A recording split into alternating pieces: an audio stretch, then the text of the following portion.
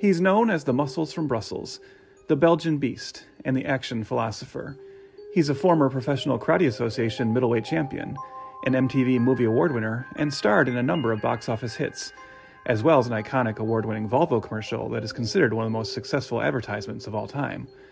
But before he became one of the world's most popular action stars with films like Kickboxer, Universal Soldier, Hard Target, and Time Cop, Jean-Claude Van Damme was just another struggling actor who got fired from a high-profile job. In the early 80s, JCVD was a successful competitive martial artist, having won a number of European karate tournaments, but he wanted to make it big in movies. Moving to America, JCVD found work as a bouncer, a limo driver, and a private karate instructor, eventually becoming a sparring partner for Chuck Norris. After his first significant role as a villainous Russian in Corey Yun's 1986 film No Retreat, No Surrender, JCVD thought his next big break might be after he impressed a second-unit director and stunt coordinator named Shane Baxley. In a hotel hallway in Mexico, JCVD showed Baxley one of his signature moves, an impressive 6-foot vertical leap into mid-air splits. The 6-foot-tall Baxley would later amusingly recall being shocked to find himself eye-level with JCVD's crotch during the mid-air split. At the time, Baxley was working on a new sci-fi action movie called Predator for famed producer Joel Silver, and after having JCVD repeat the jump for Silver, it was agreed he would play the film's alien villain. But once JCVD arrived to the set in the jungles of Mexico, the problems almost immediately began. The first time JCVD tried on the costume that had been made for him, which at that point looked like sort of an alien chicken, he freaked out and threw the large head appliance to the ground, shattering it, costing the production $20,000. JCVD, not happy to not have his actual face seen in the movie, would continue to complain about the costume every chance he got on set, to the annoyance of both the crew and fellow cast members. On a number of occasions, JCVD passed out from heat exhaustion while wearing the suit, including one instance which left his unconscious body dangling from wires that had been set up to help him leap from tree to tree. And when he was still conscious, he still wasn't easy to work with, as he continuously tried to insert his kickboxing moves and skills into the film's action scenes, despite director John McTiernan's admonishment that this was not what they were looking for. And though this was certainly no fault of JCVD's, it was also decided while looking at dailies that the 5'6" JCVD didn't look intimidating enough when paired off with the film's cast of very large heroes, including Schwarzenegger, Carl Weathers, and Jesse Ventura. Finally, after a few weeks, it was decided to fire JCVD from Predator, which turned out to be a blessing in disguise for the production, as during the time they took to find a new actor, the much more cooperative and much taller Kevin Peter Hall, they also redesigned the look of the alien, creating an instantly iconic monster design that played a big part in the film's eventual success. JCVD's breakout lead role in Bloodsport would come 1 year later, meaning he didn't have long to be disappointed about the firing. Still, one wonders what his career might have looked like if he had never been fired. Would he have continued to play the titular Predator in the film's numerous sequels? If he had, perhaps he would have had at least one recurring theatrical franchise, maybe even reprising the role in an attempted reboot that received a high-profile release the same year that JCVD, as had become the norm for him, starred in 3 straight-to-video releases. The year is 2018, and 20th Century Fox has recruited an acclaimed action filmmaker and co-star of the original Predator to helm the latest installment of the series, and in the process hopefully relaunch the beloved action sci-fi franchise with The Predator. 0.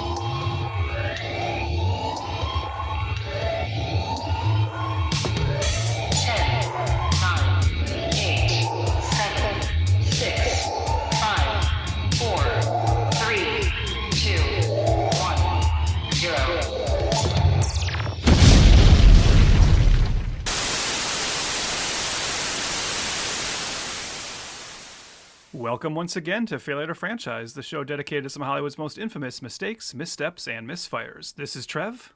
And I'm Chris. And typically with this podcast, if a franchise bleeds, we'll pod about it. That's right. And we are back on to talk about the man of the hour, one of our most celebrated actors, comic book writers, alien enthusiasts, bare feet advocate, and as we will see this time, honestly, really just one of our most sensitive portrayers of disabilities. Yes, yes, so, 100%. Yes. And that is, of course, Thomas Jane, as we continue with Thomas JANEuary, our month-long dedication to a man who's becoming kind of, like I said, one of the patron saints of Failure to franchise. And I don't even think we need to beat around the bush on this one. Last time we looked at Give 'Em Hell Alone, and let's roll right on along into what the hell's the year on this? Let's see, 2018's The Predator. There's a reason I wouldn't have remembered that, but Chris, go ahead. Tell us a little bit about 2018's The Predator. For sure. This is directed by Shane Black, an F2F alum. We talked about The Nice Guys a while back, so check out that episode. Director of Iron Man 3, Kiss Kiss Bang Bang, which I know me and you both hold in super high esteem in that one. Yeah. This is honestly also just a writer of so many other great, like, fucking, action movies. Yeah. Like this, he wrote this one too, and Lethal Weapon series, Monster Squad, Last Boy Scout, yeah. But he co-wrote this with Fred Dekker, who wrote Night of the Creeps, Tales from the Crypt, RoboCop 3, and the Monster Squad. The Monster Squad as well. Hold on though. Okay. Before you go any further. Okay. I know, because I know I have your little what you wrote up for this in front of me too, and those are the credits you mentioned for Fred Dekker. But I couldn't. I mean, you left off a very important one. I did for a reason.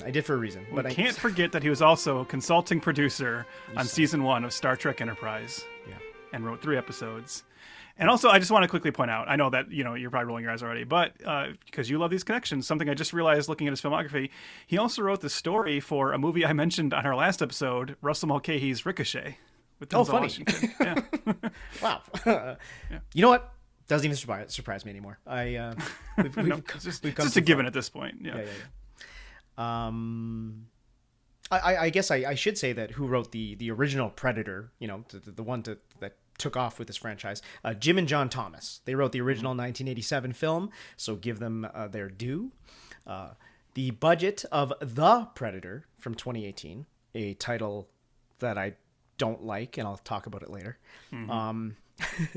The budget is $88 million. Domestically, it made $51 million, and worldwide, $160, which is not enough. I did kind of look at all the Predator movies through like the same lens, because I was like, 160, like that's not terrible. And then I looked, and it's kind of, this franchise is interesting because it's kind of it's held on by the skin of its teeth in a lot of ways. Yeah. Did that surprise you when I put the screenshot there of all of its its budgets and weekends and openings? Like it's not a huge moneymaker. I'm sure we're going to talk about the franchise, but just to skip ahead to like the most recent entry, Predator Badlands, which a lot of people celebrate as like a hit, and it's like, well, no, it really wasn't. It wasn't like it was the most financially, it made the most money of any Predator movie. It also had the highest budget, and yeah. it did not make what you would need to make to be considered a hit, honestly. I think it's just that the critical acclaim for it, is what, they celebrated. I guess it's, until recently, it was also never one of the more expensive franchises to make. That's Sure. kind of skated by in the fact that the budgets were relatively low for like a sci-fi action franchise. Obviously now they're getting higher, but that's just typical Hollywood inflation. Everything has mega budgets now if it's IP. Yeah. In terms of it skating by and whether that surprises me, kinda. It's one of those movies that it's kind of one of those franchises that'll probably never go away just because of how indelible and iconic that first movie is. Sure. There's always going to be Predator, and people are always going to quote Predator to death. People are always going to celebrate and revisit Predator, and because of that, it'll always be a franchise that you have to remember. Yes, there's the box office, but then there's also the Predator comic books, the toys, the video games, the spin-off books. I'm sure they're making a good deal of money off of Predator, Right. and it's a franchise that is probably worthy for them to keep chugging along, even if they're never getting like Star Wars numbers in terms of box office returns. If they can keep the budgets relatively low, this is a franchise that is probably just successful enough. Yeah, I guess so, because there's a couple asterisks, releases of this franchise, but I'm looking at the average production budget over 1, 2, 3, 4, 5, 6, 7, 8, 9 films, and it's about, $50 to $60 million, right? The budget. Domestically, they've made around the same, 50 to 60 million, and then worldwide only 130 million. So it's a strange one, because you'd think after this totally iconic franchise that goes hand in hand with the Alien franchise as well. You'd think that it would catapult this franchise to billions of dollars, but I'm looking at, all those releases since the beginning, and it hasn't even cracked $1 billion. And that was surprising to me because, I don't know. I guess to be fair, it is also a franchise that up until now too is kind of a franchise defined by stutters and starts. Sure. Even Predator 2 is not like, it's not like Schwarzenegger came back. It's a brand new story with brand new characters. And then the franchise goes away for a while, and then you have some some crossover movies that aren't that actually do fairly well box office, or at least the first one. Yep. But obviously that's trading in on like another more popular IP. And then it comes back for another movie, which I guess we could have done, but it doesn't fit into Thomas JANEuary with Predators, which tries to kickstart, and then that doesn't quite work to the level they want, and then so we have this one. So it's like it never gained any traction. Maybe now that the franchise seems to have some solid footing, and it seems like it's building to something, maybe we'll see the box office like grow too, and like maybe we'll see as like if I feel like there's a plan that's going to culminate at some point, and maybe that will help it to feel like it's like actually aiming for something instead of just being a bunch of singular standalone stories. Yeah. I was surprised by the box office of Badlands, I'm sure we'll talk about it, especially in comparison to this one, but I thought it made like way more. Yeah. I guess I wasn't really following it because I think, I'll just say it now. Me and you both think very, very highly of that one. But it didn't even crack 200 mil, which is really like, it kind of puts it in line for an F2F. Like if it doesn't get a sequel of some sort that combines it, it would be in play. Yeah. So it's kind of, it's a weird franchise because like you're saying, it's iconic, it's culturally relevant. People still talk about it. It's stood the test of time. There's hits, there's misses, but it's still a part of the consciousness.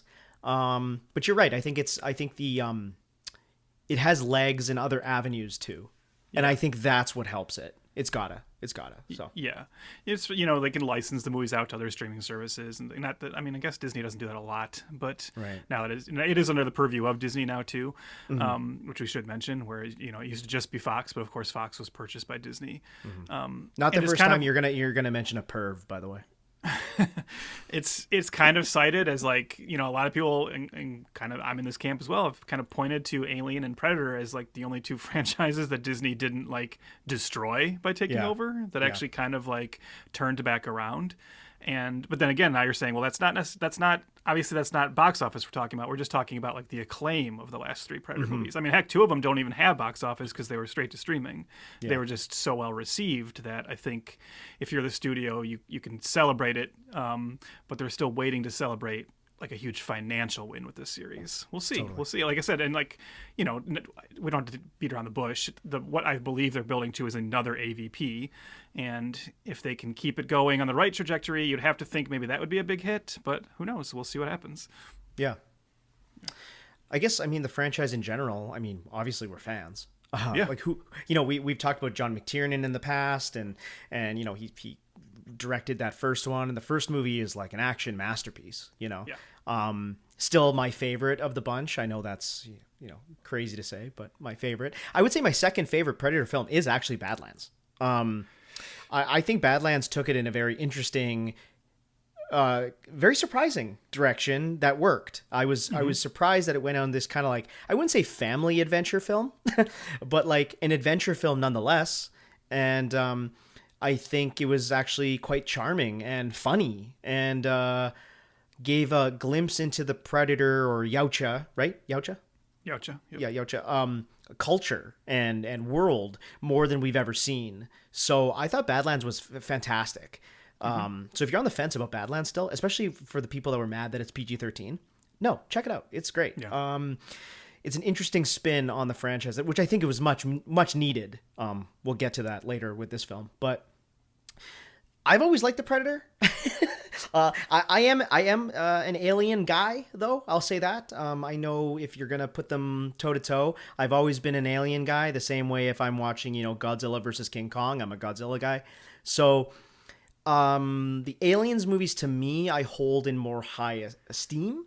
I don't think that's controversial. It's kind of almost not. unfair. You know, it's Yeah, okay. it's almost like even the fact that we can't forget that the only reason AVP even exists as a thing is almost like a little Easter egg joke in Predator 2, where Sure. some set designer thought it'd be fun to just throw a xenomorph skull in the Predator ship as one of their trophies, and then Right. that set nerds' hearts to flutter. And then they got to it in the comics first, and the Alien vs. Predator comics were actually pretty awesome, and so people started really hankering for that to happen. But it always kind of felt like, you know, there was a reason why Sigourney Weaver heard that they were doing that and got like really upset and wanted nothing to do with it, and like was one of the reasons she started to want out of the Alien franchise, right? It always felt like Alien is slumming it by even deigning to like give any time to Predator, you know, because like Right. Alien is a very prestigious franchise. You know, you have Ridley Scott and James Cameron and David Fincher, and not to say we don't like the filmmakers who've made the Predator movies, but there's a difference between those and even a John McTiernan or a Steve, and especially like a Stephen Hopkins or, you know, Sure. I can't remember. Oh, Even a Dan Nimrod Trachtenberg, Antal, honestly, you know. even a Dan Trachtenberg. Like Yeah. I like that guy a lot from the Totally Rad show. Like, you know, I've been listening or been aware of him for many, many years when he was just a podcaster.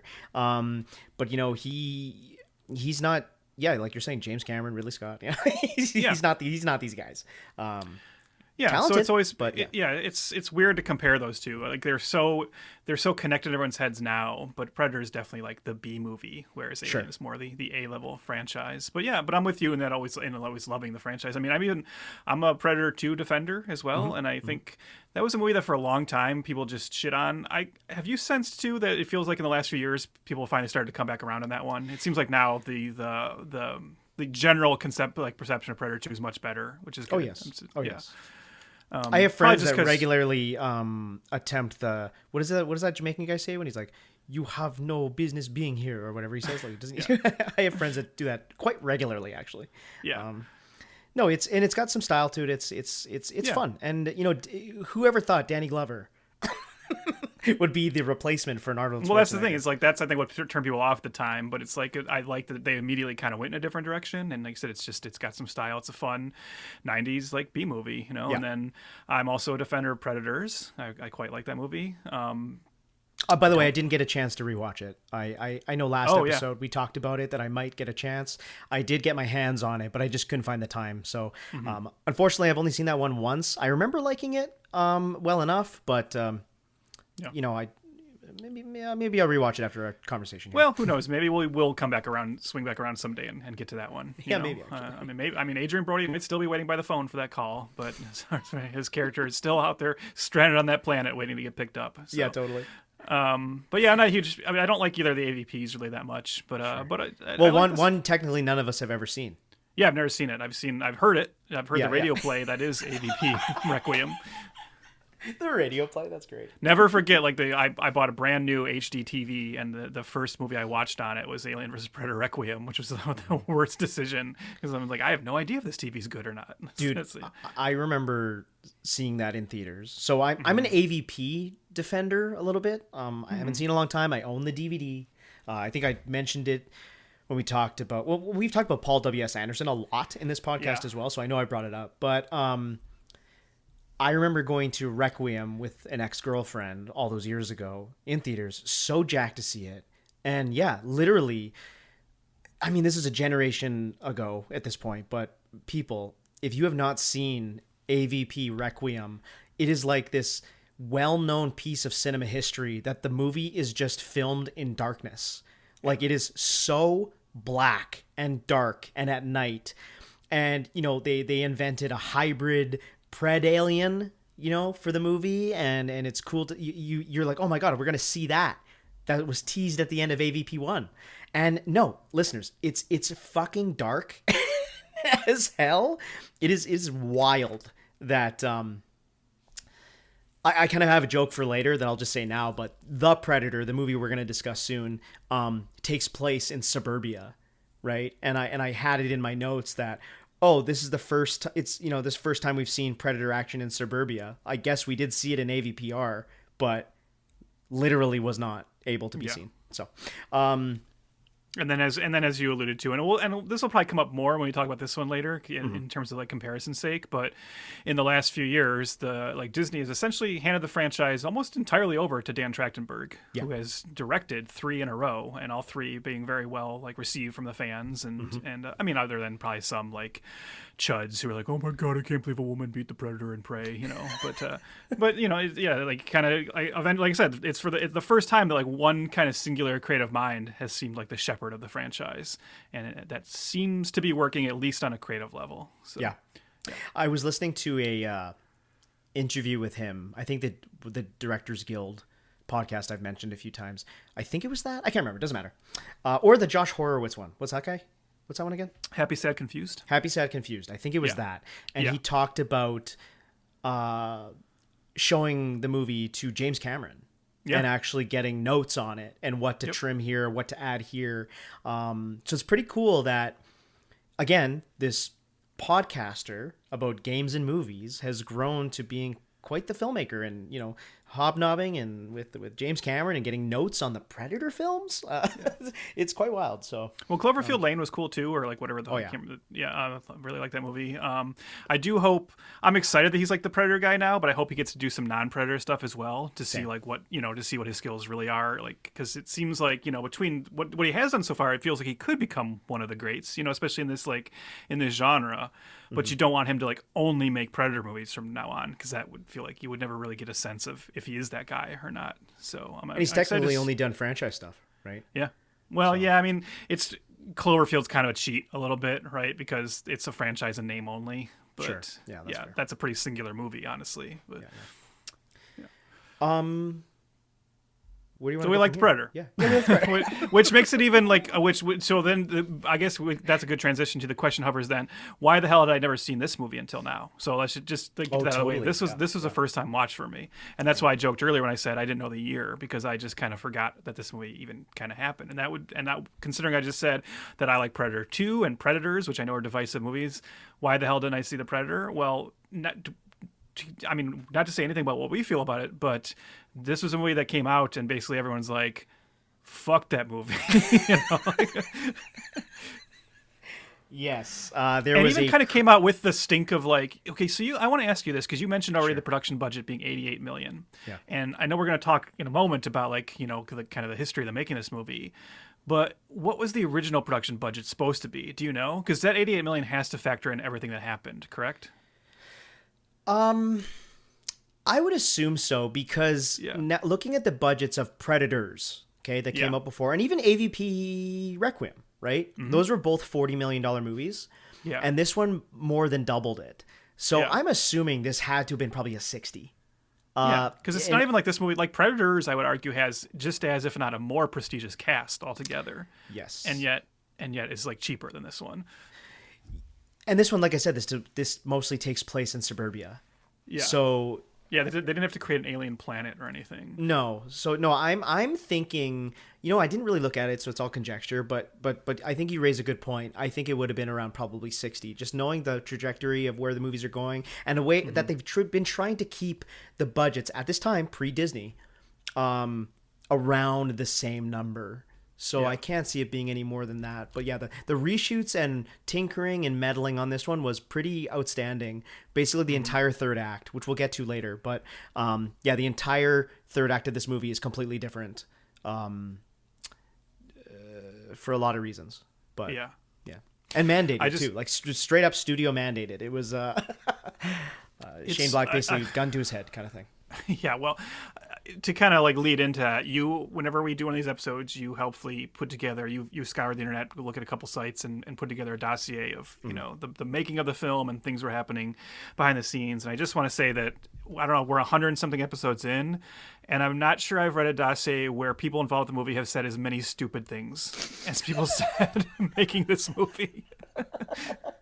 including our boy Tom that Yep. that is the star of the hour. He also said at least one thing that was actually very smart and very prescient, but had some other stupid thoughts, and other people had very, very stupid thoughts. Even going to a point you just made, when they decided to make this movie and initially had what at the time seemed like, and I was definitely in this camp coming off of Kiss Kiss Bang Bang and The Nice Guys and Iron Man 3, the brilliant thought of like, well, let's bring in Shane Black. He was in the first movie. He's one of our best like action filmmakers.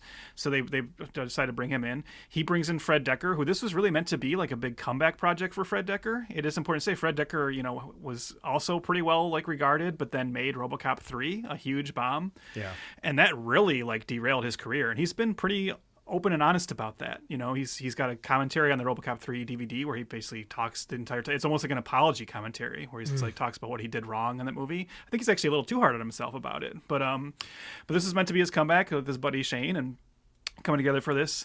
And when they made that decision, the chief executive officer of 20th Century Fox, Stacey Snider, was talking about that. And I just want to read this quote. She says, "We got a Predator film coming out that is unexpected and utterly fresh. I just imagined that it would take 500 hours to read the script, that it would be interior jungle, exterior more jungle, and then fighting happens. But Emma Watts went out and recruited Shane Black. From the first page, it didn't read like a Predator film. It's set in suburbia." Okay, you just mentioned that one of the previous Predator movies takes place entirely in suburbia. So has she been watching her own franchises? Maybe not. Yeah. So no, not at all. It's just, not at all. That is one of the quotes. We'll get to more, but people just kept opening their mouths making this movie, and they maybe shouldn't have. Yes, and we found this set visit that took place in I think 2017. As quoted, a cool spring day in 2017 in Vancouver.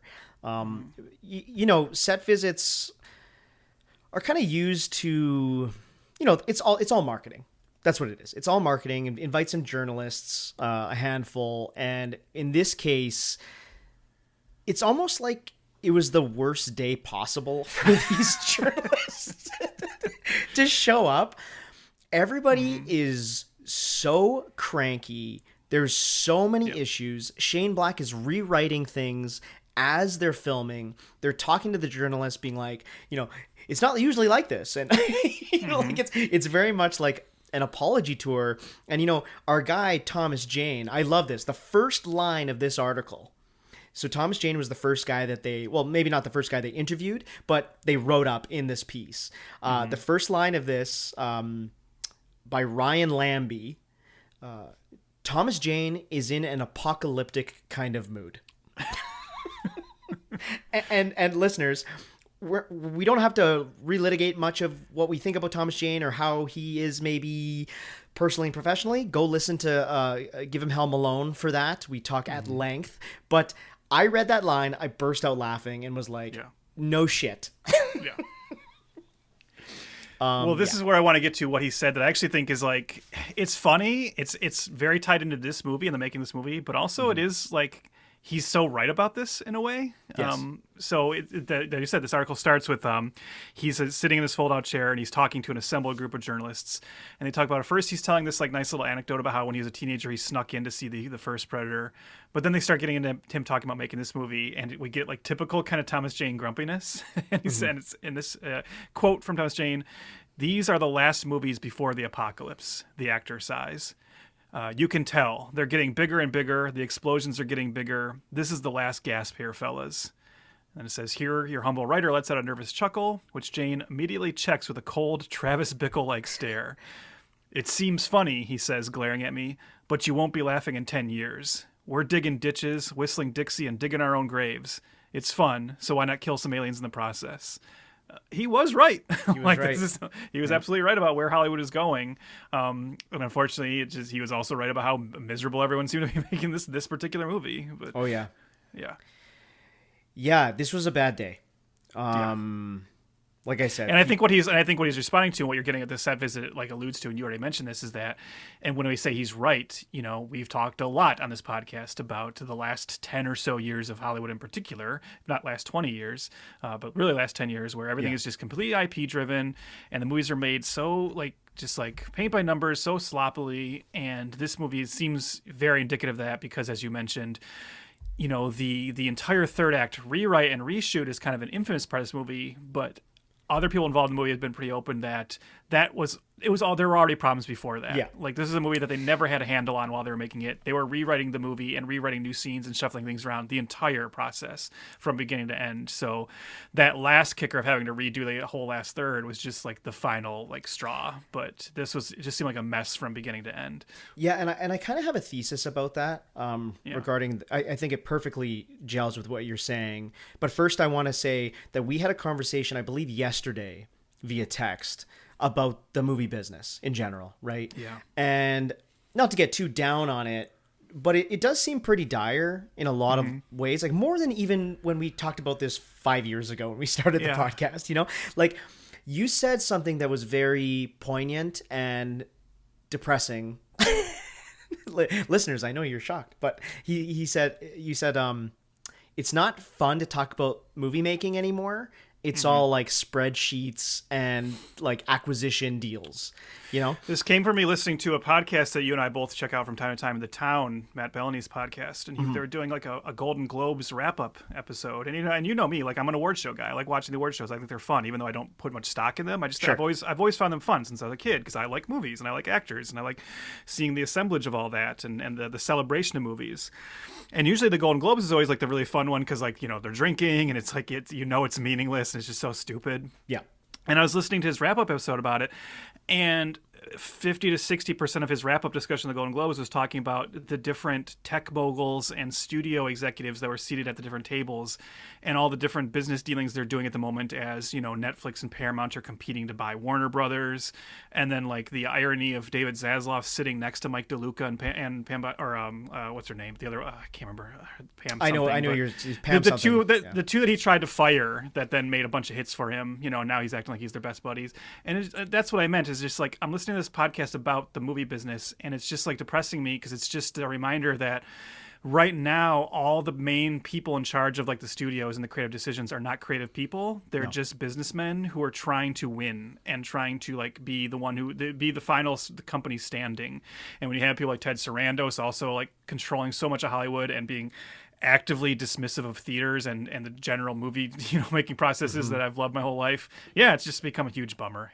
So and it's 20 years ago, I don't remember studios other than maybe Disney, which I mentioned in the text, maybe Disney, but they're in a league of their own. But I don't remember studios vying to own the pie. I remember studios vying for awards and accolades and cultural relevance and to mean something, right? Like, and maybe to beat their competitors, but not to own them. 100%. So the needle has totally changed, or has totally moved to something just bizarre, and Hollywood is racing to catch up. I just don't know if they'll be able to survive something like this. A buddy of mine is reading a book about monumental shifts in cinema history. And of course, like the MCU is one, and blah blah blah, 3D, all that kind of stuff. But it's going to be hard to think of another shift that's going to change the industry as much as this streaming era has changed things. Like, again, it's algorithmic driven. It's money first. It's the creativity seems to be out the window. And I don't want to go on a diatribe about this. I'm going to bring it back to Predator right now, saying, again, I think Thomas Jane is right, what he was saying. And I figured that, and I felt that by looking at this cast. This cast feels pre-algorithm. And I want to kind of bring this up because I felt like this cast was a moment in time, okay? It was a who's hot right now. Throw them in this movie. And I'm going to go over this with you. I don't know if this registered with you, but okay. So we have our main character, our main actor, Boyd Holbrook, okay? He was coming off of Narcos at this point, okay? Which was a gigantic Netflix hit. And he was making Logan at the time. So now he's got the cred of the the nerds. Boom, main character in Predator. Trevante Rhodes, okay, coming off of Moonlight from 2016. So the Oscar win, okay, he's like the new hot. He looks like he can kick ass. So let's get him into an action picture, right? Then we have Jacob Tremblay And at this point, this was when his parents were trying to get him in every single movie before he aged too much, right? So like, he's in this, coming off of Wonder and what else? Oh my God, he was in just the Room. The Room. Sorry, Room. Yeah. Yeah. Or Room. Yeah, not The Room. Yeah, different kind of performance. Yeah. Olivia Munn, coming off of her geek cred of X-Men. Okay. So she was in X-Men, and now she's getting this. She was in the Lego movie, Ninjago movie. Yeah. She'd been a Daily Show correspondent for a hot second there. Totally. So she's got the comedy cred, so they're going to try to do that. Then we have Sterling K. Brown, who's coming off of American Crime Story, another giant limited series hit. Okay. Wasn't he also on like It Ends With Us or whatever? Is like, was that the same? Was he on that as well? Or I'm trying to find that. I'm not sure. You might be right, but I can't really see it right now. But This Is Us. That's what. Sorry, it's the NBC Us. show. This Is Us. He and that started in 2016. So that's what it is. Yeah. So and again, he won an Emmy for that. Yep. So there you go. Another hot item at the time, right? And then he would go on to be in Black Panther. Another geek cred. Okay. Then we have Thomas Jane, who's just geek-friendly cred throughout the whole thing. Coming off of Axel, of course. So. Hey, another robot, sentient. Oh, there's dogs in this too, so maybe that was something. And then you have Alfie Allen, Game of Thrones, right? So Game of Thrones is at the peak right now in like 2017, when people still like the show. And then one other guy who I wrote down... Keegan-Michael Key, probably. Oh, yeah, Keegan-Michael Key. So he's coming off of Key and Peele. He's getting his movie cred. He's also the funny guy, right? And this movie's very consumed with being funny. Now, that was kind of a... I hope I was succinct in that. But are you on the same wavelength? Well, with what I'm trying to get at? I would totally agree. And not only that, but if we want to just push that even further, like putting aside the cast thing, even, again, to go back to another dumb quote, which drove me crazy reading this, coming from Shane Black, who I love, but right, and you hire Shane Black, and I think, again, the reason we would have been excited is because up until this point, there's Iron Man 3, that's the enigma in his filmography at this point, right? And we understand that was like a favor. That was Robert Downey Jr. being like, you saved my career with Kiss Kiss Bang Bang, so I'm going to give you a huge payday, which basically sets you for life. You get to make Iron Man 3. And he made a movie that I love Iron Man 3. I know it's a divisive one. I think you can really feel Shane Black in it, but it's still part of the Marvel machine. But otherwise, everything he wrote were these kind of like individual, essentially standalone action movies. They could start franchises, but they weren't necessarily designed to. Yeah. And him coming back to The Predator, you would really think like, oh, cool, he's going to come back in and he's going to make a really stripped down and dirty, like Predator movie. And I noticed that in one of his first interviews talking about this, he said that this is a project, as he said, it's a project that's an event film which aims to elevate the Predator series. Quote, it's an attempt to event-ize the Predator again, an attempt to make it more mysterious. And when I see event-ize the Predator, I'm like, oh no, yeah. And then he also said that the filmmakers hope to achieve the sense of wonderment and newness that Close Encounters had when that came out. I'm not going to tell you what I think of this movie so far, but it's not that. It's not that. No, I didn't watch this and go, yes, this is very much like Close Encounters, the third kind. Yeah.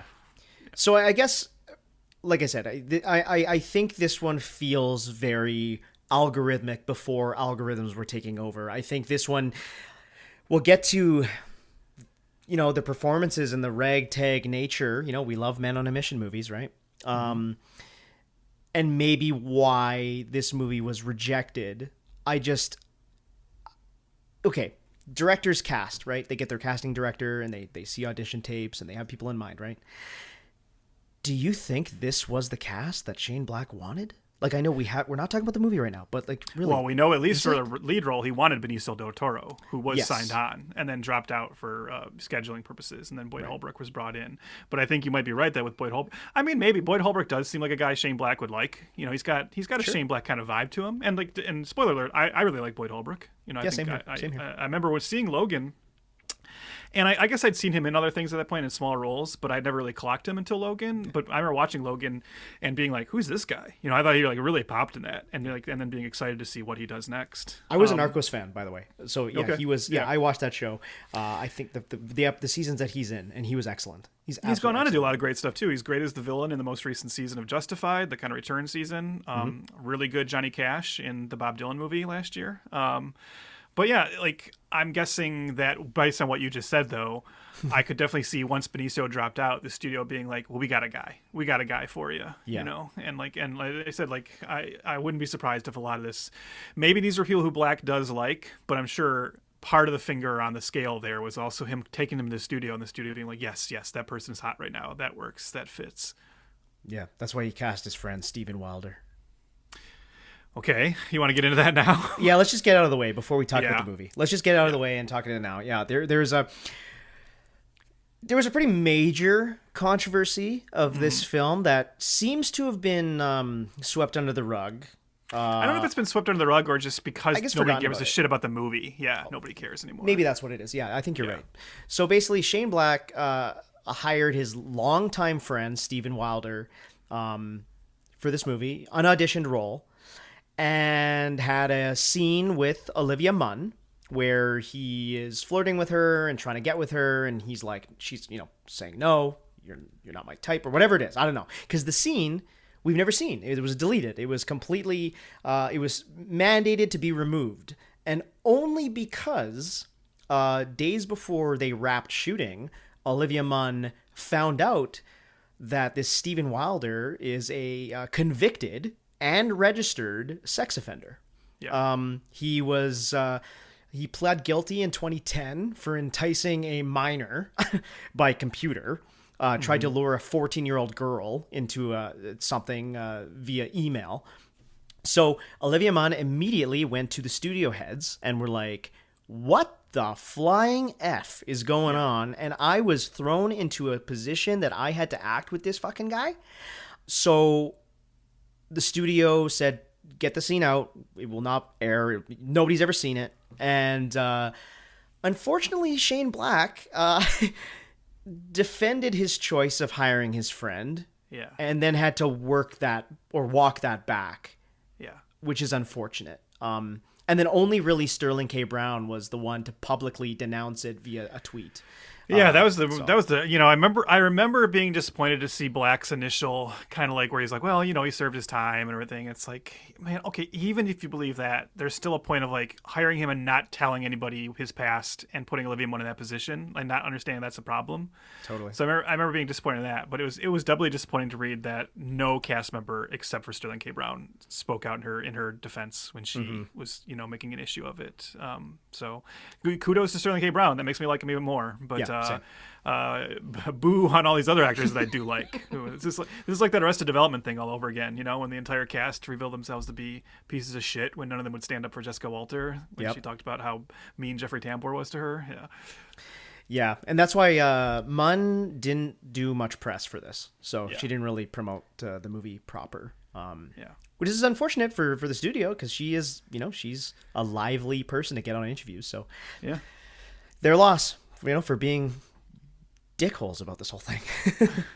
So anyway, just wanted to throw that out there, get it out of the way. And we can move on to maybe greater pastures or lesser pastures on the other side of this.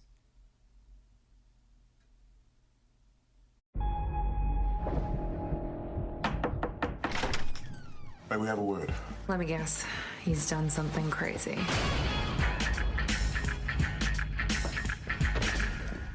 Show me again, I want to break your neck. Welcome to the Looney Bus. McKenna.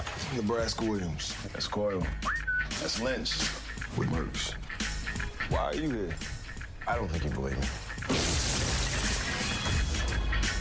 Come on, man. I had a run-in with a space alien. This fucking guy is crazier than the rest of us. The fuck was that? That's the thing that killed my men.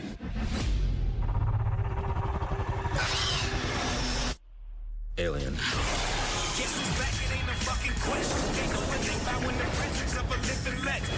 Predators. They exploit weakness, tracks its prey, like a game. Seems to enjoy it.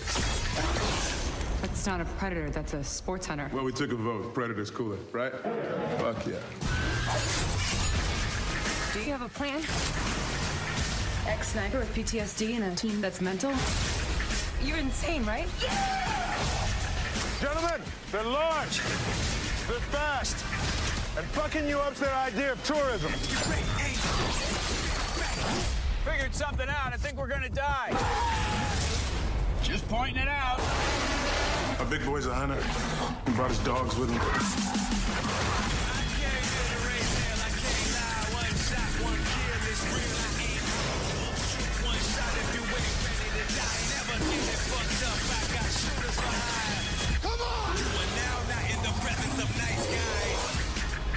The Predator.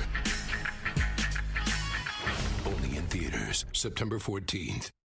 After a near-death experience and a close encounter with a mighty predator, former U.S. sniper Quinn McKenna unwittingly makes his suburban home a battlefield. As a result, his precocious son Rory has become a target for predators and a government agency whose primary focus is experimentation on predator technology.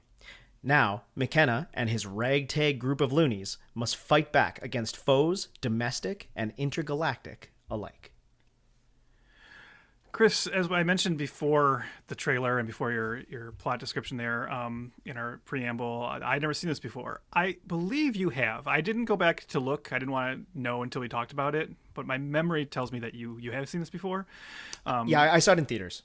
Okay. Yeah. So I'm interested to hear how close our thoughts will be. But I'll go first since this is my first time watch. And I can just sum up, I'll sum up my feelings in this movie with this statement.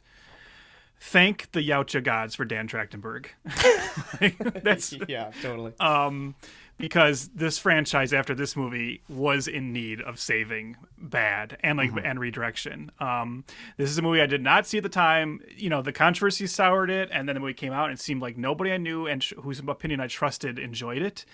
And it just had that stink of being like one of the ultimate examples of Hollywood meddling and everything. So I was just like, you know what, I'm not going to bother. And then coming to the point of doing this podcast, knowing I would eventually get to it. And so I went in kind of like expecting it to be bad and then still being disappointed in it somehow, finding it like almost even worse. This is it very much, as we just said, it is a movie that you watch and you can just tell this is a movie nobody had a handle on while they were making.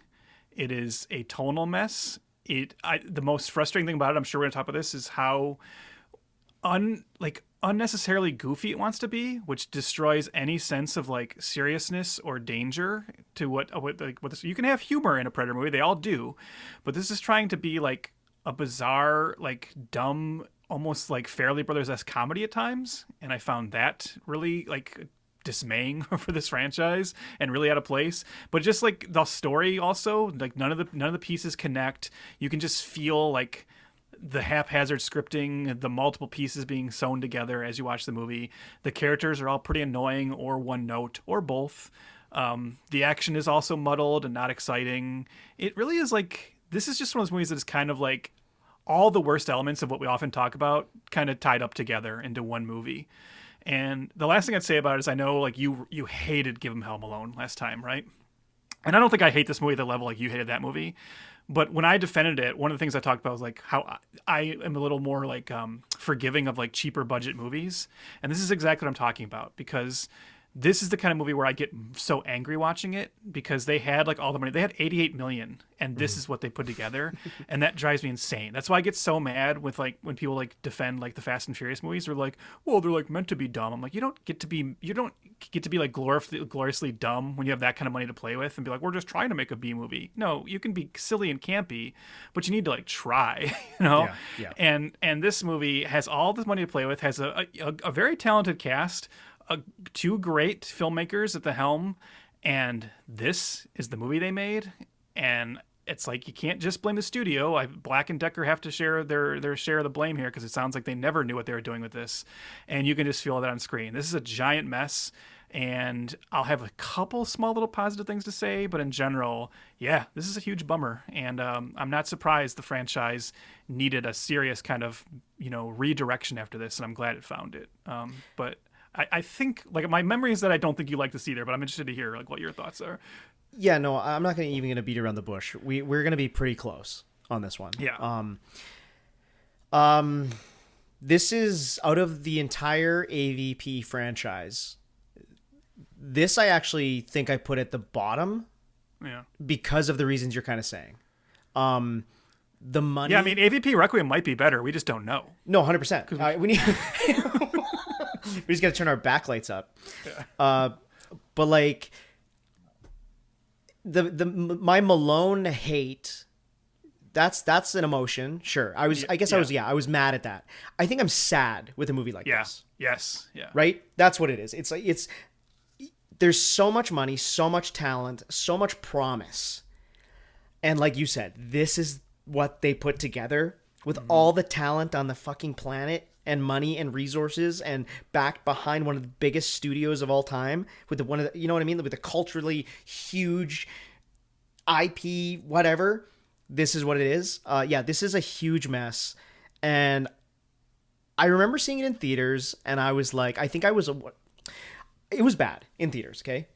But I feel like I think I gave it 2 out of 4. And I was like, well, I had fun at some points, but you know, it's still bad. And I think I was like conflicted because I just love the franchise, right? You know, when you love and to be something, fair, like I said, there is some fun to be had at points, and we'll talk about it. Yeah. But there's something about loving a franchise where you almost want to defend some things or you want to be okay with some of their decisions. Yeah. And, you know, 2018 is a very different time than 2026. Where we are now, right? And I think my patience is stretched so much more thin, you know? So watching it again this time, man, for an hour and 45-minute movie, I was checking my phone constantly, just waiting for it to be over. And it's just a total mess. There's definitely like a playful... Almost like I'm. How do I say this? I guess I can maybe see what Shane Black wanted to do here with like maybe a 80. Well, again, this is me trying to maybe make up something like what you were in with Malone. I guess what I mean is like, is he trying to blend that kind of 80s tonality silliness with a more contemporary modern sensibility? Is he trying to? But again, probably not. Maybe, again, like I said last episode, maybe it's just bad, right? And maybe I'm just making it up. Because you're so right. It lacks all the suspense and horror that is, I think, essential to this character. And I know I just said that I loved Badlands because it became an adventure film, but I think it's still tense. It's still exciting. There's suspense for your main character. You know what I mean? Yeah. Like Badlands also makes the Predator the hero, so you Totally. don't have to have the horror element in the same way. 100%. Right. But in this one, it is trying to go full-blown comedy for a lot of it in place of the suspense, and it's just obsessed with quips and juvenile language. And we've talked about this a lot in this podcast, but like, I know I swear a lot. Just even my regular life, I swear a lot, even more than I do in the podcast. But I usually don't butt up against that kind of thing. But when it is so painfully obvious that they're writing it to be R-rated, it's just obnoxious and cringy and annoying. It feels like they're trying to be, what's the word I'm trying to say? They're trying to be edgy. Thank you. It's big edgelord, frat boy energy. That's this script, and that is shocking from a Shane Black, in my opinion. And then the weird thing is, though, like if it was just that, it'd be bad, but you would understand it still more a little bit. You go like, okay, so that's the edgelord Predator movie. It didn't work, but at least I understand what the identity is. But when you said you understood what Shane Black was going for, my reaction, my surprise reaction to that was I look at this and I see what you mean. Like all this stuff with like the loonies is so like edgelord bad comedy. And you're right, it's like, oh, it's trying so hard to be R. But then I ask, what the fuck is going on with the Jacob Tremblay character then? Yeah, why totally. does everything with him feel like they're trying to make like a PG-13 Amblin movie? Like, what is he... And it's not even like, maybe that could work, right? Maybe you could do an interesting Amblin type movie about this young kid who gets a Predator helmet and the Predators come after him. That might be something like, you know, Dan Trachtenberg has now shown the kind of like fluidity of the franchise and how you can do different things. The problem is this movie's trying to do all that in like one movie and match up like that more hard edge comedy with this like whimsical story of the magical autistic kid, and it's those two flavors do not mix, and it's total whiplash whenever it goes back and forth between the two. So yeah, that's why I was just like so confused. I was really like, who would Shane Black say is the target audience for this? Does he really think the adults who would ostensibly love the edgy comedy of the Loonies are also going to be into this like precocious young boy, and vice versa? Like, I don't really get who his target audience was, and that's the 4-quadrant thing, right? Where they're aiming for every audience, and by doing so, you end up not satisfying anybody. A master, or what is it called? A master of none, but a jack of all trades. I don't know. What you know what I'm trying to say. Jack of all trades, a master of none. Yes, thank you. The movie's just, there's no flow to it. There's no cohesion to it. It is your quintessential failure franchise movie. Yeah. This is what this is. This is, in the beginning of this podcast, we chose certain movies that exemplify exactly what we want to talk about with this podcast and what we wanted to shine a spotlight on. And I think this is one of those. I will say some pretty cool violence with the Predator tech. Okay? I'll say that. I'll say a couple moments. Okay, I'll just get some stuff out of the way that I liked. Okay? I'll do that then too. You do yours and I'll do mine. Yeah. I thought the beginning was actually pretty cool. I liked the intro of the Predator crashing on Earth, attacking Boyd and his men. I liked, the gauntlet cutting the guy in half and the blood falling on the camoed Predator so you can see him, kind of like the mud, I thought that was kind of cool. I liked using Silvestri's iconic theme. However, on the flip side, I'll say, then why not just hire him? They also overuse it. They do, yeah. I like that Shane Black chooses Halloween instead of Christmas. Mm-hmm. I wish there was more done with that. That would have been a little cooler. I think there's something interesting about humans capturing a predator and experimenting on it. And there's like a great lab escape scene I thought was cool. Like, you really get to see the power of the predator, like the strength and like wits of it, and it gets to use this tech. And then again, I like the violence with the tech. People get their heads blown off by using the shoulder cannon, and the boomerang blade, and the shield generator of the ship cutting off legs. I thought that was all kind of cool. There's pieces of it that are like glimmers of fun.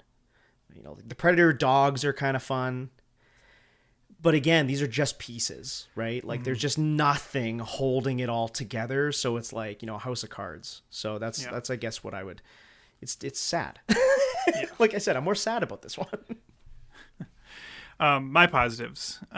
I want to single out at least one performance, and it's not even like I think anybody is like atrocious in this. I think they're all bad. Lachlan Monroe at 27:30. His jump scare. Did you see the guy?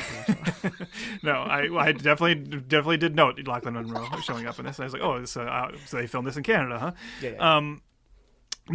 I think every actor is fighting a bad script and bad character here. Yeah. But I will say, to me, and I don't know if you would agree with this, but I would say, even though I'm not super into the character, I think the performer who's having the most fun in this is Sterling K. Brown.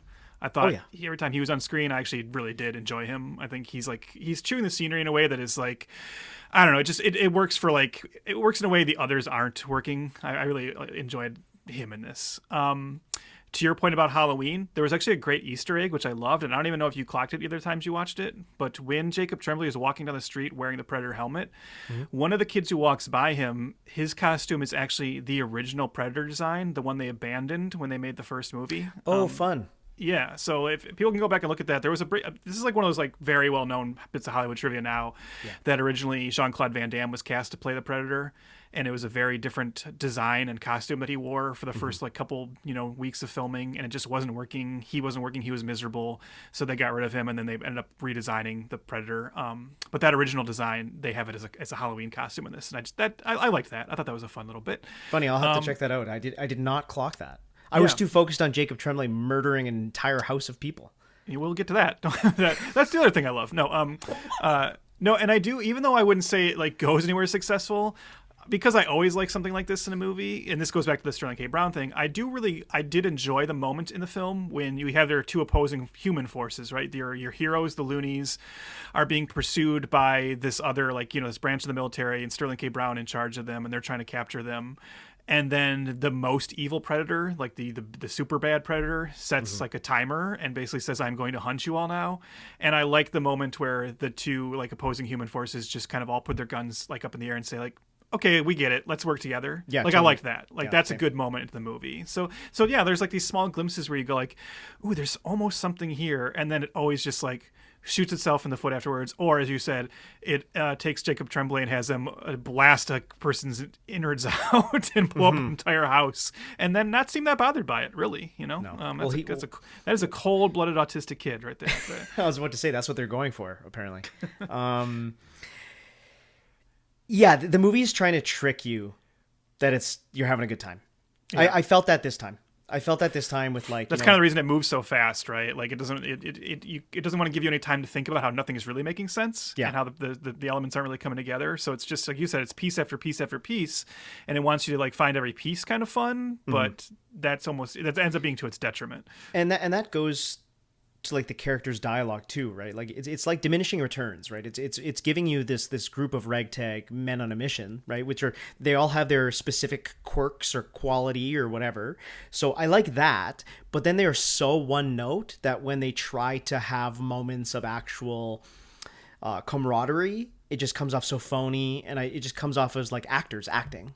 You know, and I hate that. I hate when I see actors just repeating lines. I want, like, the whole idea is this group of guys, they all have history together, you know, and they're focused on being like war veterans. Like they're suffering from PTSD. They're suffering from some sort of mental disorder. And it's something that I think, I'm not even one of those guys to be like, oh, you got to handle this with like, you know, more delicately. Like I'm not usually that kind of guy, but this one I felt very...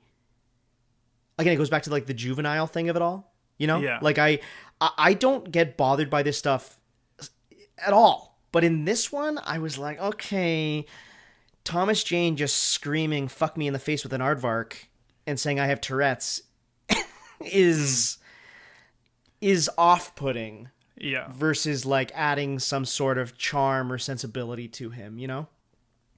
Well, even the moment where like Olivia Munn is walking out of the room and he's like, I want to eat your pussy, you know, and it turns into like this comedic scene of her going, what'd you say? And them going back and forth on it, and him saying like, no, that's not what I said, and everything. You can like, maybe you could see the humor in that, but I don't know about you, but that scene only like made me think about Olivia Munn having to work with that like that pervert and like that getting cut out. I don't know. Maybe I shouldn't bring that into the movie, but then I was like watching the scene being like, oh man, I know I feel like doubly bad for her that she had to do this scene and then actually had to deal with like almost like a real thing like that, you know, later on. And she's the only actor to get naked as well. Yeah. There's that scene too. I know exactly what you mean in that, like, I also like I wouldn't bristle, you know, obviously there's been plenty of movies like this, action movies that like, play PTSD as like more of a funny character quirk. And that's not necessarily offensive to me either. I do think though that this is a movie that I get the sense is trying to bite off way more than it can chew, and I think thinks it's actually saying something interesting about PTSD and about autism, and is like totally misguided in both realms. Right. And it's like I understand why people would be very offended by both Thomas Jane in this and everything to do with Jacob Tremblay's character and what they say about him and how the predators view autism and what they say it means for like humanity, you know, and just the way they treat, like it's very much like you know, there's that old trope of like kind of the magical black character who like helps white people. Sure. And this is almost like they're doing like the magical autistic kid, right? Who's just like, because he's autistic, that means he's super smart and like more clever at like everything science than everyone else. And it's just like so one note, and so it's like the kind of just as bad as like all the Sheldon bullshit in Big Bang Theory, you know, and them saying like, oh no, autism is actually like they're the next step in human evolution. And I get like, you can always say like they're trying to be like positive about it, but it's just coming across so kind of like gross and dumb the way they're doing it. It's unconvincing. Like, yeah, this is a movie of just unconvincing characters and motivations, and like even the Predator's motivations are unconvincing. Like, well, okay, and I was gonna bring that up too, because you mentioned, and I agree with you. Like, one of the best action scenes in the movie is the part where the Predator breaks out of the lab after they've caught him, because there's some great violence in that. The only problem is that's the Predator who we're later told is like the good one who came to Earth to like to help us, and then he's just like slaughtering everyone. I mean, the very first thing we see him do in the beginning is like he immediately like skins a human and hangs him from a tree, which is what predators do. So it doesn't bother me until later when they're like, oh yeah, actually he came to Earth to like help us. I'm like, well, what the fuck? Like, what is happening then? Yeah, listeners, the plot is revealed that this predator is on Earth to protect humanity from predators invading Earth because of climate change. Yes. That's the plot. That's the reveal. And you're not making that up. No. And okay, I'm down for the predator teaming up with the humans. That's something we haven't seen, right? At the time. And I'm like, okay, that's interesting. But it's stupid. And except we have seen it in AVP already too, by the way. But oh, you're right. Yeah, the movie that I just said that I defend. Yep. I forgot. And what am I want to bring up the big alpha predator. Before you do, can I just there's one more thing you said that I wanted to get my take on, because you mentioned like the loonies and how unconvincing their chemistry is with each other, and that goes to like, this is where it's like shocking to me that this is like a Shane Black script and like directed by him, because he usually does this so well. You're right. When you talk about them being one note, the reason we know they're one note is because it literally does the thing where when Boyd Holbrook first gets put on a bus with all the other loonies, there's a moment where they're all introduced to him and they actually like boil them down to their one sentence description, where the character goes like, that's so and so, he likes to tell jokes. That's other guy, he's got Tourette's. That's other guy, he's religious. Like they literally say that, and then that's just what they are the rest of the movie. And like, you don't need to have that scene if you're just going to let those personality like bits of them come out for the rest of the movie. Like, I don't want to be told that's their thing. Let me just watch them interact with each other, because as you said, this is a team that has been together for ages. Throw me in with them. I will watch the movie and I'll start to realize, oh, Keegan-Michael Key, like I get it. He tells jokes. Oh, that guy is like more religious than the others. I don't need it spelled out to me in bad exposition at the beginning. And the fact that it does that is like where you're like, wow, this feels like real, like first year screenwriting, like bad, that was kind of shocking to me. I remember what I was going to say, because that's why I actually forgot, and that's why I was going to talk about the alpha predator. But yeah, you reminded me.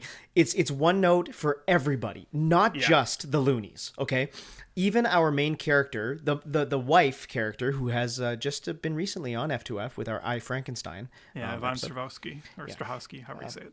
Yeah, wow, respectful of you. But she boils McKenna down to like the best sniper in the world. Yeah. Now he's just a sniper. He never gets to use a sniper, by the way. Yeah. Did you clock that?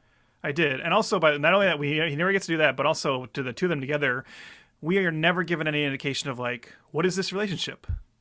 Like, how did these two end up together? What were they like before they like split? None of that is in the movie. And she just like disappears from the movie at a certain point. After like the government comes into the house and she like tells the girl like, oh, you just fucked the wrong family. Then we just never see her again. No, totally. Yep. They also boil down Olivia Munn's character, right, as the leading person in evolutionary biology or whatever. Yeah. And then she's like, yeah, I wrote the book on it. And when the government finds an alien, they call me. I'm like, what? like what? That's just your career now? You just wait by the phone to hear about aliens? But yes, every single character that we're supposed to care about gets introduced in like the most poor way. Like like you said, baby's first script. You know? Even like Jake Busey shows up in here and he's like, I'm a scientist. Well, apparently, I guess he says like his name, and you're supposed to be like, oh, he's the son of Gary Busey's character from Predator 2. Look, I just said I like Predator 2. I did not clock that until I read the trivia afterwards, and it's not, even if I had, do they really think I'm going to stand up in the theater and be like, woo, the son of Gary Busey? Like, totally. I don't care. Like, that's the dumbest kind of like universe building. Yeah, it's the glup shitto. Yeah, the glup shitto stuff. Yeah. Okay, can we talk about that big CGI alpha predator? Okay, so the main predator, who's supposed to be our friend but then also isn't, looks awesome. Great classic predator design. Predator. Yep. And like, it's animatronic mandibles. It looks great. Looks imposing, threatening, really, really cool. And then all of a sudden the bigger predator shows up to kill our, I guess, hero predator, really. And is just a big CGI monstrosity. And it's unfortunate because I read in that set visit, some of the crew members were like, yeah, we're doing things practical the way it should be.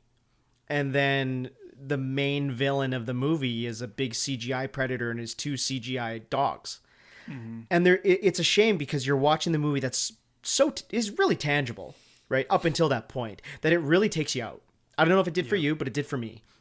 And even in my main review from all those years ago, I had said like I was having fun until that big CGI predator shows up. And then it's like, okay, well now we're just in... It's just not special anymore. We're just in blockbuster land. Blockbuster land. Yeah, perfect. Yeah, 100%. And it just doesn't work. No, I agree. I also just don't think there's much interesting about his design, right? Like if you're going to make like a different kind of predator, this is something that Predators I thought did much better, and we've also seen, in these later Predator movies of starting to have like some variety to like the different kinds of predators. Sure. And I remember Predator having like kind of like a bigger tribe, Predators, the Adrian Brody one, having like different tribes and some of them being bigger than the others, but like they looked more interesting. And this is just like they're like, well, I don't know, he's just a predator, but he's bigger. It's almost like they took like a CGI predator and just like hit like, they upped to the perspective like 200% through like the program, and that's all they did. He's just bigger. That's it. And there's nothing more interesting about him. They have that like brief discussion about how he like can grow his own exoskeleton, and it like I guess, but it's never like shown to us very well. Yeah, he's just he's a very, very boring villain when he's supposed to be like the next step of the Predator. Like you, I was kind of more interested in the dogs, which, kind of silly that Predator dogs just look like dogs with Predator heads. But at least that was like a little bit more of a different new idea. Yeah. Yeah. Also, I want to bring up my issue with the title, The Predator. Oh, yeah. Yeah. It just pisses sucks. me off. It's so stupid. It was around this time, again, a moment in time, right? When... Well, unfortunately, the Batman is the same. But there's stuff like that where they put the "the" on the end, or they drop the last name of somebody, or like, like just a name like Jason Bourne. It felt like an era of that. But then also calling it The Predator, but then having multiple Predators in this movie just pisses me off. just on a contextual level. Well, and also calling it The Predator, but also then doing like an ongoing joke in the movie where characters literally talk about how Predator is actually a bad name for the creature. You know what? I get it. Maybe that's the thing. If you're making Gremlins 2, you can like make fun of the Gremlins rules, and that's fine because that entire movie is making fun of Gremlins. Yeah. That's the point. You can let fans have that discussion. You can let fans talk about how like Predator doesn't actually make any sense because it's more of a hunter. You shouldn't have the characters in your movie doing it, especially when you're calling the movie The Predator, because now you're just, again, you're undercutting the seriousness and the threat of your own villain and your own characters. So that annoyed me too. Okay, let's talk about this third act. Okay. So, where do I start? We haven't even mentioned him yet because, well, he was cut out entirely, but Edward James Olmos was in this film. Adama himself. Yes. One of our greats. Come on. One of our greats, he was the general, probably like the boss to Sterling K. Brown in this movie, and he was the one that was going to lay out the rules, the plot, everything that was going on in this movie. And basically what the movie is going for is that these defector predators are humanity's last chance. And they actually have some predators working for the military already. So our main guy who gets killed halfway through, well, it doesn't matter because we actually have some other predators that are working with the military to kind of like waiting for this invasion, right? And they filmed this whole ending with like other predators on tanks, and like I sent Trev some pictures I found after learning this, that they're like with the loonies, they're part of the group, they're part of the gang. Yeah. Speaking of Gremlins 2, it was actually there was going to be like kind of different genetically cloned predator hybrids that the bad predators were going to unleash. So there's going to be like spider predators and like bat predators, just like Gremlins 2. And so the humans were going to team up with the two good predators and fight all these creatures. speaking of the Gremlins 2 connection, do you think this is this all came about because Keegan-Michael Key was the Key and Peele sketch about Gremlins 2? Maybe. Okay, maybe. Here's the thing. None of this is final. So you mean, like, what if there was, like, a brainy gremlin? A brainy gremlin. You talking about a gremlin with glasses who could talk and sing New York, New York? That's brilliant. It's in the movie done. Whoa, you said that nothing was final. That was before I heard the words brainy and gremlin in the same sentence together. It's done. I love it. It's in the movie next. What about a spider gremlin? You mean a gremlin with 8 legs and a thorax just catching pretty ladies in a web in an office building? Oh my God, it's in the movie. I love it. Next. What about a bat gremlin? You mean a gremlin with leathery wings just flying around, flip-flopping, bust through a wall, make a perfect bat symbol in the wall, get outside, get in some wet concrete, jump up on a building and just dry in place like a gargoyle gremlin? We are cooking with gas now. I love it. It's in the movie next. Could there be a female gremlin? Lipstick, boobies, you have me and little gremlin but JJ. I love it so much that it's not only in the movie, but it's definitely in the movie. There's no backsies on that one, no penny taxis. Yes, yes, yes, in the movie, done. That's why we need a woman in the writer's room. Next. So that was kind of what was going to be the big set piece of the movie, was this big team up against the We bad shouldn't even predators say and was. everything. We shouldn't say was going to be. It was. It did. It was. They filmed it. I guess That you're right. was the third act. Yeah. Yeah, they filmed it. They showed it to test audiences, and test audience were not happy with it. And Fox mandated that they needed to reshoot the entire thing. So the ending becomes more of a shootout at a military area, like with the Predator, like the big alpha one trying to find his ship. And then the ship like takes off and then it crashes and then they kind of dispatch with what they need to do there. But yeah, all of the weirdness and the maybe some would say interesting stuff is completely jettisoned out. And like I said, Edward James Olmos is completely gone from this movie. Can we talk about another crazy thing that got cut out? Because so in the original version where they team up with the good predators and fight the bad predators and everything, the movie always ended with like humanity being sent some kind of ark from the predators, like a cargo pod. Yeah. And I learned, as you did as well, that they filmed 2 different versions of the ending at first, where they had an actress named Brianna Watkins. She filmed 2 different versions of her playing 2 different characters. The arc would open to reveal her. And in one of them, she was going to be Ellen Ripley from the Alien franchise, with a face hugger over her face. Yeah. And then, just to hedge their bets, because they're like, man, I don't know, maybe people won't like that, they said, let's have Brianna Watkins come back and film a different version where she is Newt from Aliens, also with a face hugger over her face. Okay.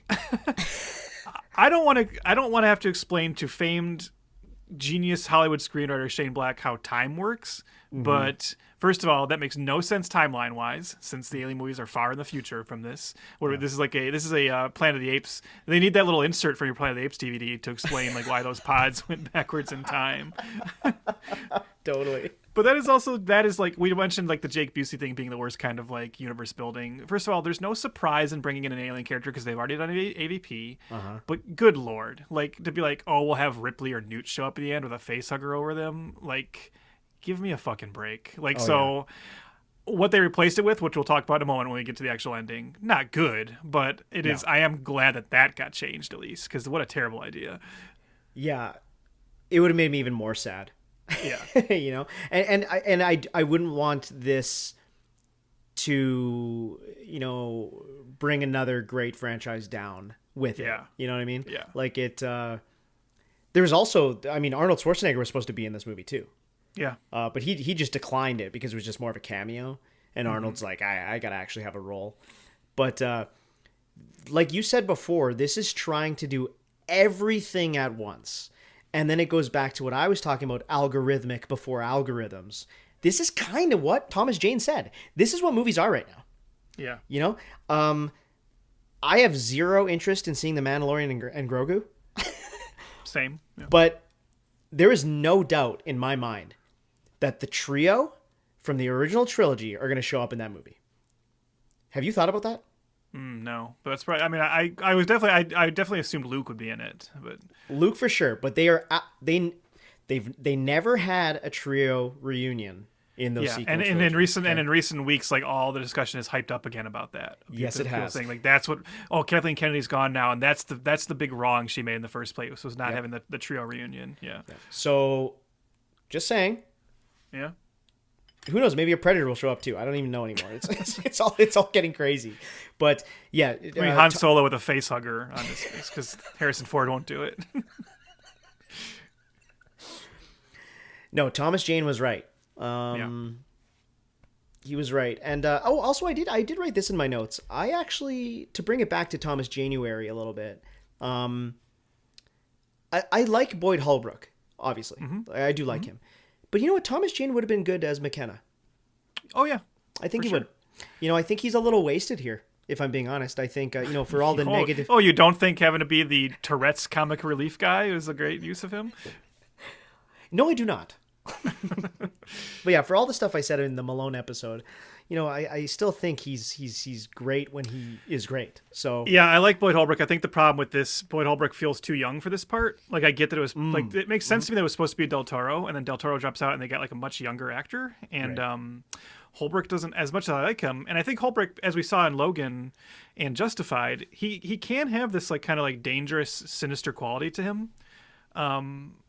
But then again, this movie's asking him to be more heroic, and especially once they put him together with the son, he's just like they play him as like a very like good dad, really, essentially. Yeah. Although there is that weird moment where the son is like, "I'm sorry, I didn't grow up to be like what you wanted me to be, Dad," and he goes like, "That's okay, neither did I." And it's just like, well, you could have been a little nicer and told the kid, "No, actually, you did," But but yeah, he's too young and like, I don't know, almost like babyface in this to feel like as dangerous and scary as the movie wants to like play him as like this like dangerous hero.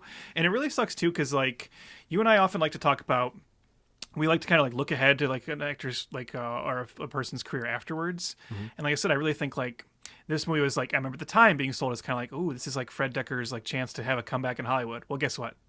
He hasn't done another movie since then, Right. And then I really think too, like Boyd Holbrook, this was his shot, right? This was like, here's your shot. You were a scene stealer in Logan. You said you're coming off of Narcos, which people liked yet. Let's give it a whirl. Let's see if you can be the lead in a big Hollywood blockbuster. And guess what? Since this, I know it's only been a few years, but he's pretty much been back to just supporting roles, And that sucks. That sucks that this movie like sank him, because it's not his fault. It's a very uninteresting one-note character, but it's certainly not on him, Well, it's even, I don't know if you have this in front of you, but same could be said for Trevante Rhodes. Okay? Like, again, these were all people of the moment. And then Hollywood failed them. And now they're back to just, again, being working actors. There's nothing wrong with that. But you're so right that this was their big break to be blockbuster, prosperity. Although if you want to have someone who's like kind of scary and has a dark edge to them, why Thomas Jane would have been better, if we can go back to that article one last time. Another great quote, the final quote of the article, when Thomas Jane said that certainly the Predator represents our human basic instinct to go out and kill each other. All right, Jane, all right, Thomas. Wow. This guy. Yeah. I take back what I said. You don't want to read the rest of the quote? Okay. He says it's an extension of our own human inability to shake this war thing. The Predator is the ultimate war machine, I suppose you could say. I guess that's why the creature endures, unfortunately. Wow. All right. You're making a Predator movie, all right? Well, yeah, exactly. Yeah, this one was just kind of like a bummer this time. That's what I would say. Like, again, Malone, I was mad. Predator, I was sad. That's kind of what I would say. Yeah. No sequels. I do not want to see that CGI Predator killer armor. Oh, okay? I want to talk about that scene though, okay? Because again, now we're talking about this movie is like everything like a representation, everything we hate in like Hollywood filmmaking, and then but even like taking those things and doing them poorly, right? So if you're going to end your movie with a sequel tease, you need to have it be a sequel tease that excites us and makes us excited to see like what that next step is. All right, so this is like they had to rethink the idea. They're like, okay, what's in the arc now? It's not Ripley anymore. It's not Newt. What's it going to be? And when they did their whole reshoot and redid the entire third act, they changed it to now the arc. They kind of settled into that idea that, well, this is what the good Predator was trying to bring us. And it turns out it is this suit that will combine with a human, and it's called the Predator predator hunter suit or some predator killer. No, the They say predator it, like, killer. The predator the killer. predator killer. And the predator predators, killer suit. the predators apparently named it the predator killer, even though scientists named the predator the predator. Yes, and they don't call themselves predator; they call themselves Yautja. Anyway. Whatever. Yeah. Okay, here's the problem with that scene. Now, first of all, a couple problems with that scene. So when Boyd Holbrook, after all the action is done and the movie is kind of wrapped up, he goes to this government base, and we learn that his 10-year-old autistic son is now just a government employee, working at the base. And he even says something like, I'll have to tell your mom you're doing well here. It's like, did the mom ever get to see her son again? He just took the son away and takes him to live in this underground base, and the mom just is back home without her whole family now. Okay, kind of mean. Stupid enough. Then the arc opens up and the Predator Killer suit comes out. And I know what you're thinking, listener, if you haven't seen this movie. You're going, oh, okay, so the final scene is the Predator Killer suit bonds with Boyd Holbrook and you get to see the hero of the movie in this suit. No, it bonds with some random nerdy scientist. It connects to this random nerdy scientist for just a second, and then it turns off, and then they go, what is that? And Boyd Holbrook just goes, that's my new suit. Hope they make it in a 41 long. Credits. You're not going to show me the hero of the movie in the suit? I know. That is so stupid. I couldn't believe that was their sequel tease, to put it on a meaningless character and then have Boyd Holbrook talk about how he's going to wear that in the next movie. No. If you're going to do it, put it on the hero and have that be the tease. I couldn't believe that. You know why it didn't. They're not sharing the same scene. They're not sharing the same shot. Yeah, they hadn't designed the costume yet. They hadn't designed it. They had no idea. So they're like, okay, well, we can't figure it out. So we'll have to just have this one line of him doing pickup reshoots. That's especially if the idea at first was Ripley or Newt, right? They didn't know what the hell was going to come out of that arc, which is a shame. So yeah. And the armor looks terrible, by the way. It does. You didn't like the metal dreads on it? It's bad. It's bad, and also it's bad, and they should all feel bad for making it. They should. And also, I hate nanobot technology. Okay, I've said it before. I'll say it again. Mm-hmm. You're telling me that the Predator, the entire movie, is trying... Well, the hero Predator at first. The whole movie is trying to find its technology, okay? It's pieces of technology. It's gauntlet, its helmet, its shoulder cannon. It's trying to find all these tangible pieces. But also, this Predator has nanotech anyways. Why? It makes no sense. It's either all or nothing. You know, It's if the movie started with the Predators just having nanotech now, it makes more sense. But to think that this one Predator is walking around trying to find tangible objects the whole movie, like they're the MacGuffins, but then it just has this bullshit CGI anyways. I don't know. Anyway, that's more of a hang up for me. But we should listen back to this and take a drink every time we say the word Predator, by the way. I don't know. It's unbelievable. Okay, so we both would not want sequels, yeah? Deserved? Oh, no. No. So. No, of course not. No, like I said, thank God that, Prey, which was the next one, was such a good course correction. By just going back to the simple, let's just have the Predator tracking a worthy opponent again. And then from there, that. And you know what I love, too, is that they made Prey, which was very much a return to formula. And then Dan Trachtenberg was like, okay, we did that. People liked it. Now the next two, let's get kind of wild, actually. Yeah. Let's do an animated anthology film. Nobody ever predicted that, And I know, I think you and I both agreed that, we wish some of the things in that movie could have been their own individual movies. Yeah. But I like that he maybe he just thought probably correctly that we might never get to make those movies, so let's at least put them in here. And that movie was pretty sweet for what it was. And then especially Badlands, and be okay, now we can really get wild and have finally a heroic Predator, a more as you said, a PG-13 adventure film. He has the freedom now to experiment, and it's just everything about those three movies is everything right with the franchise after everything wrong with this one. Well, the franchise is exciting again. Yeah. And that's what it is. It's just exciting for another Predator. Kind of like the way that Alien movie did. What was the newest Alien? Romulus. Yeah. Romulus. It was, little which was also a return to form movie. Fine, but... It was, right? And you wouldn't. And if the next one is like that, it'll be a bummer, right? But if that was if that's what the franchise needed at that moment, Agreed. you make the one that gets things back to sets this table again, and now do some more wild stuff. Hey, Alien Earth was wild. I thought that was interesting. It was, we both have our qualms about the ending, but right, not everything worked, but I tried. respect them taking shots. Yeah, 100%. Yeah. And it even tells you something about how like that kind of it's nostalgia bait can like we've talked before about nostalgia bait isn't always bad and how it's less aggravating in a good movie. Prey, a movie I love, there's a moment where the main character's brother says, if it bleeds, we can kill it. And I remember in that movie, when that came up, I was like, like kind of give like a little clever, like, I like that moment in this movie where a character goes, get to the chopper. And I was like, fuck you.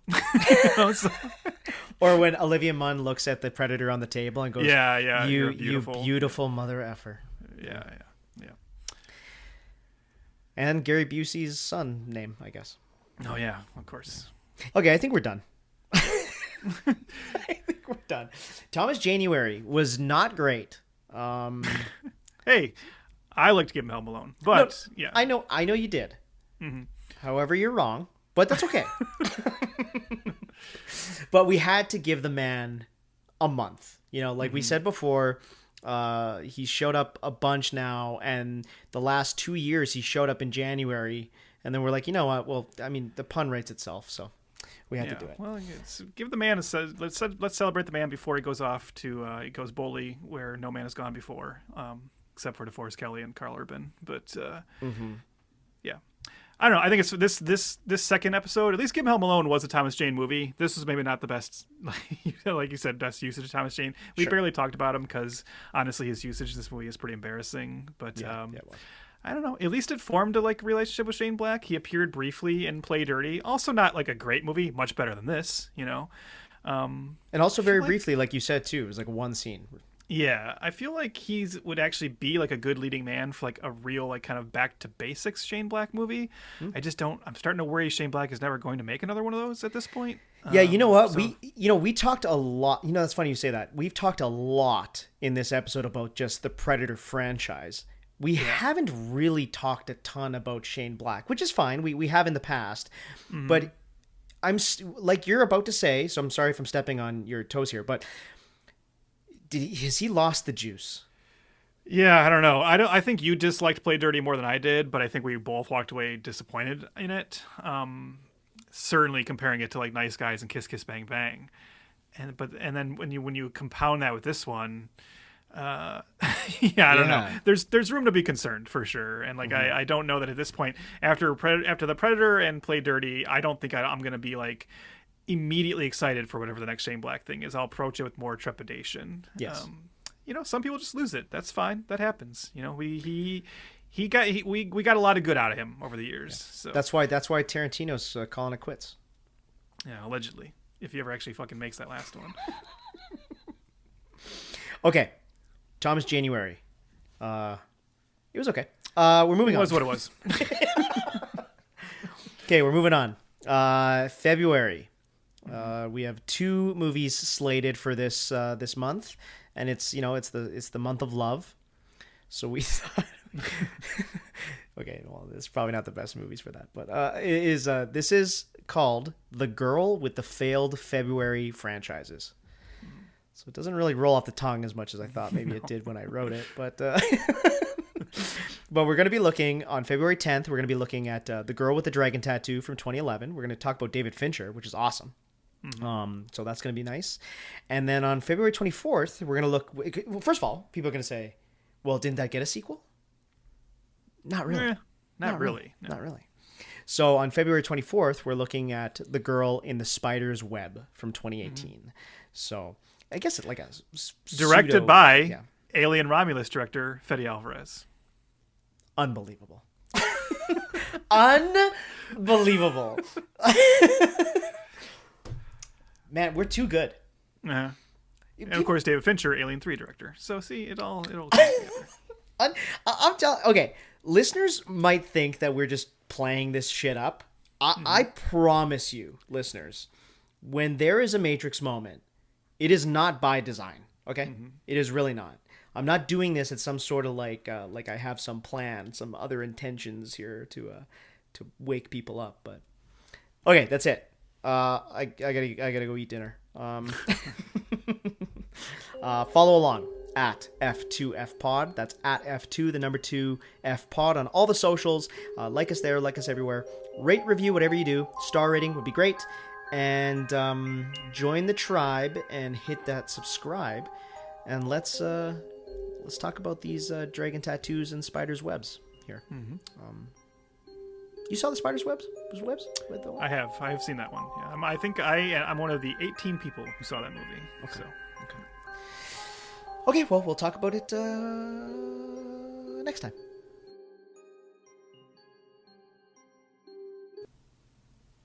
I was going to do a Predator impression. I was practicing it on the couch. I do want to hear you try it, yeah. Okay, hold on.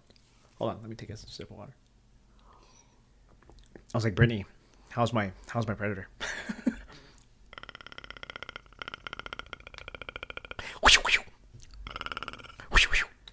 Pretty good? That's not bad. Not bad, right? Bad. Yeah. Not bad.